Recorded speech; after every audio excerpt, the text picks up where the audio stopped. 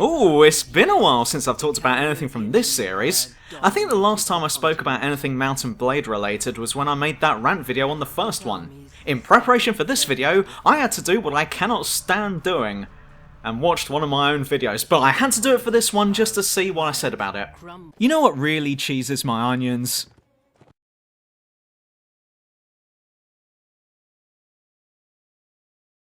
And it occurred to me that I didn't really give much of an idea of the purpose of that game, so I promise I'll do that this time around, but I also wanted to check to see if any points I raised in that video were still true in Bannerlord, but I'm jumping the gun here.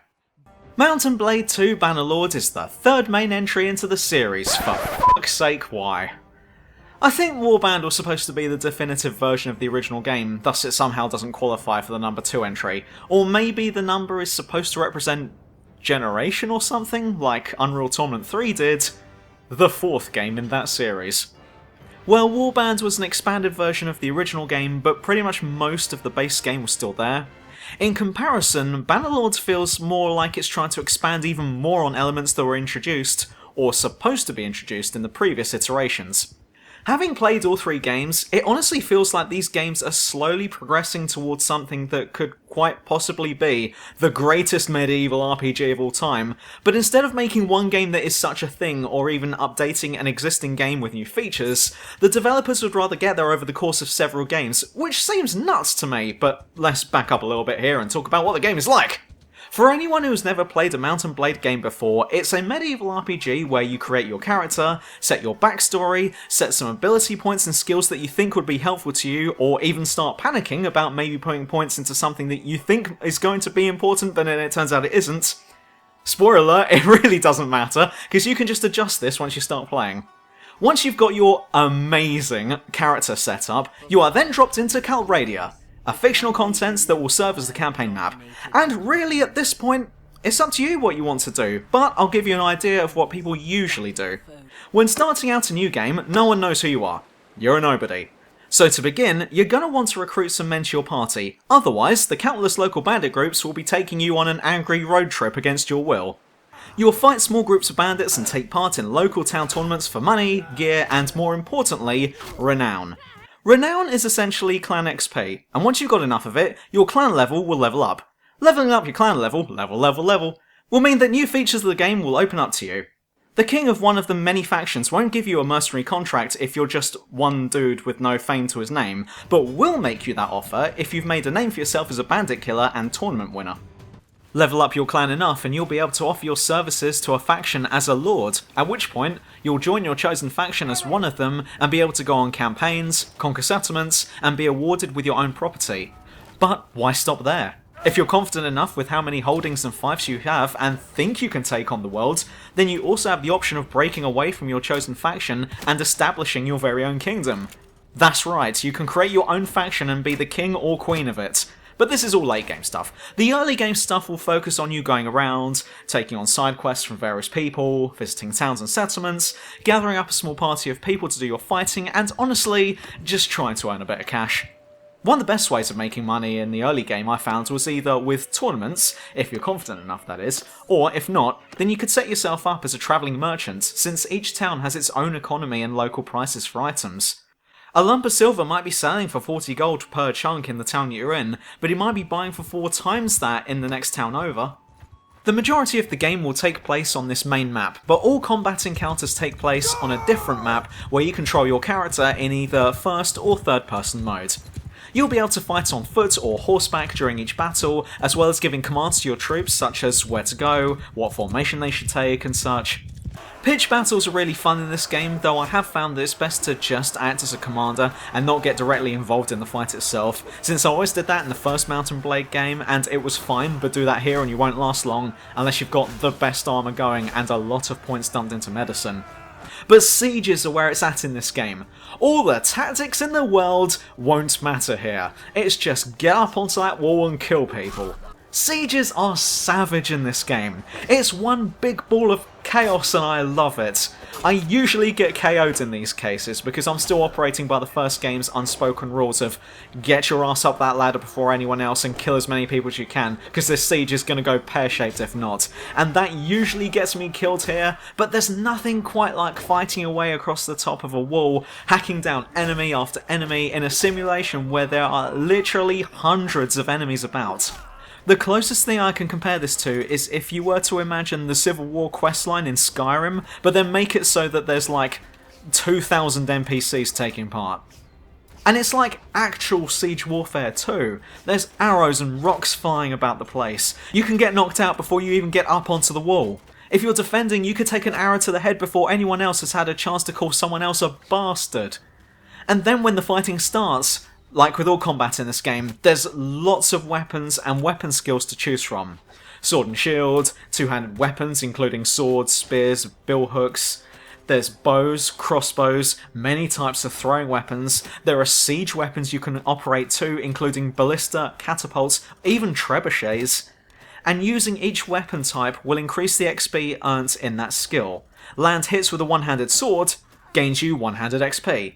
Same with bows, crossbows, and throwing weapons, all of which have their own skill trees.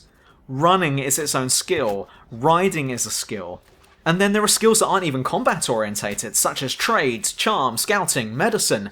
Even pillaging villages and selling off prisoners of war to a ransom broker has its own skill tree attached to it. And you may have noticed my use of the term skill tree, because each of these skills have several perks that can be unlocked every 25 levels you gain in it. There are also social aspects about this game, in that there are many characters, some important, some not so important, but each one has their own opinion of you, and having a higher opinion in the eyes of a quest giver might mean the difference between them actually giving you the quest or not. You can also try your hand at courting a lady of the realm, marrying her, having children together, raising said child to become a fucking demon in combat, and then bringing them on campaign. You can literally bring your daughter to the slaughter. And while I think it's great that you can also name your child, I always did kind of think it weird how both you and your wife, who you've also brought on campaign, might be in one location, but then the moment she gives birth, that child suddenly teleports to another town back home. Explain that one, Christianity. And you can either meet people quickly via their face icon whenever you enter a town or settlement, or you can actually load it up and go there yourself. You're free to walk about the towns, villages and castles of this game, providing that the owner has let you in and you're not at war with these people, and even then there are ways around it even if you are. Another aspect about this game that its predecessors didn't do are workshops and caravans. Workshops can be bought off of NPCs in each settlement. They're expensive to buy if you're in the early game, but doing so will earn you a certain amount of money per day as profit from the workshop's operations. Caravans, on the other hand, work much in the same way, except they travel the land and need to be commanded by one of your companions that you've picked up along the way. And though these often earn you more money than workshops do, they're prone to being attacked, so there's that added risk involved. If you can't already tell, I'm a huge fan of this game. If you remember my rant on the first game, I talked about how I liked the first one, but there was also a lot wrong with it, and I couldn't get on with warbands because of the initial difficulty curve. Now, Bannerlord also has that initial difficulty curve, but I believe that this game has more options available to you for getting through the early game when compared with Warband. Speaking of, Bannerlord has made some changes from the previous two games that I'm really glad happened. If you recall my last rant, I went on for quite a bit how bad using ladders during sieges was in that game. For those of you who didn't watch that video, can't remember, don't know, or don't give a fuck, what would happen would be you'd begin to climb the ladder, but then the friendly AI would pretty much just push you off of it, since you're not attached to anything when climbing, and you can't walk through the AI's hitbox. It felt like the AI really didn't want you taking part in combat and would just grab you by the collar and throw you off the ladder. So I was extremely happy to see that ladders got an upgrade in Bannerlord where once you're on the ladder, you're locked into it. No more getting pushed off the ladder anymore. Now you can look forward to getting pushed off the top of the siege tower once you've reached the top instead. So yeah, unfortunately, though the developers have clearly gone out their way to address certain issues that were present in the previous games, they've still not addressed the awful AI. I am still getting thrown off of walls, having cavalry cut me up on the battlefield, In fact, the worst thing I see, and it happens all the time, is whenever I try to go for the enemy's flanks, my allies try to make sure that they're always directly in front of me. Now, this is annoying when I'm using sword and shield, but it's a fucking headache when I'm using the bow, because it's almost as if my allies don't want me to shoot the enemy. I wouldn't even consider this an issue if it were not for the fact that the friendly AI seem to go out of their way to block my shots when there's no rhyme or reason for it. I even have allies jumping in front of my arrows, or whenever I attack with a sword. If it's in melee, it feels like my allies are stepping in and grabbing my wrists so as to stop me from attacking, but at least there's no harm done there. While when using arrows, friendly fire is a real thing in this game, and it's irritating as heck to get a clear shot of an enemy, line up a headshot, and fire, only for one of my soldiers to run over and dive into the arrow so as to save the enemy's life. But my biggest criticism of this game comes from one of its main mechanics, because this game is extremely enjoyable and fun to play. Just for the love of God, do not hit this button. It's a trap, don't fall for it. I know what you're all here for if you do decide to play this game, and what you're going to want to select is this option instead. So what's the difference between these two modes? Well, Sandbox is pretty much everything I've been describing this entire time, whereas the main campaign is exactly the same, except you also have the main quest to deal with, and if you're wondering what the main quest is like, then let's just say I consider it to be the worst part of the game. After getting started and established in the early game, the main quest will get you to travel around the land, speaking to different nobles in order to learn the truth about a treasure that you have in your possession. This treasure turns out to be a banner, my lord, and this banner is set to make it so that the faction who owns it cannot lose a war, or some other kind of bullshit. It's now up to you whether to give this banner to one of the factions or to start your own kingdom. Regardless of what happens though, your two main options are as follows: destroy the Empire or unite the Empire. So you pick whichever side you want, it really doesn't matter, and then the conspiracy begins. This is where I started getting angry with the game. In the quest page, a conspiracy bar has appeared. You begin at 1000 points out of 2000. Every so often, or in other words, all the fucking time, you'll automatically receive a new quest relating to the conspiracy. Completing this quest will take some conspiracy points off the bar, while failing it will increase the points. Oh, and these points increase automatically each day anyway.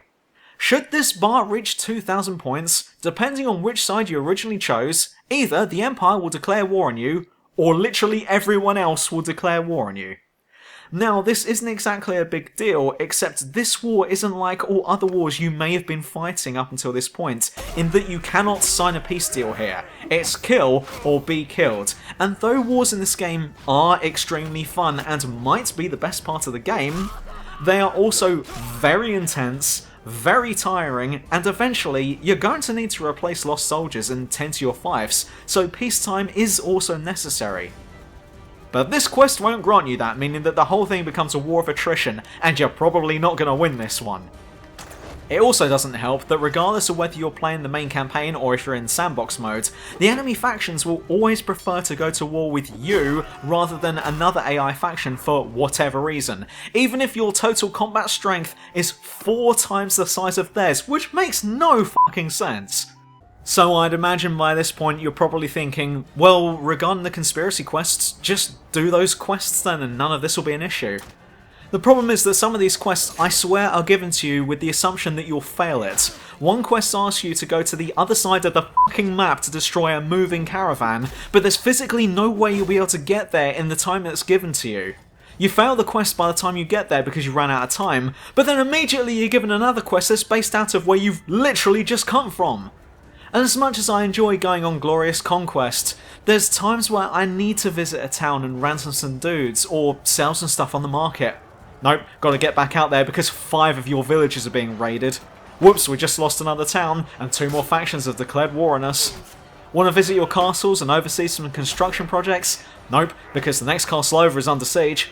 Even worse is that the AI seems to target specific villages when it comes to raiding, and quite often, you'll fight off a raid at a particular settlement, but no sooner have you turned your back and left, than another war party has shown up behind you and starts raiding the village again.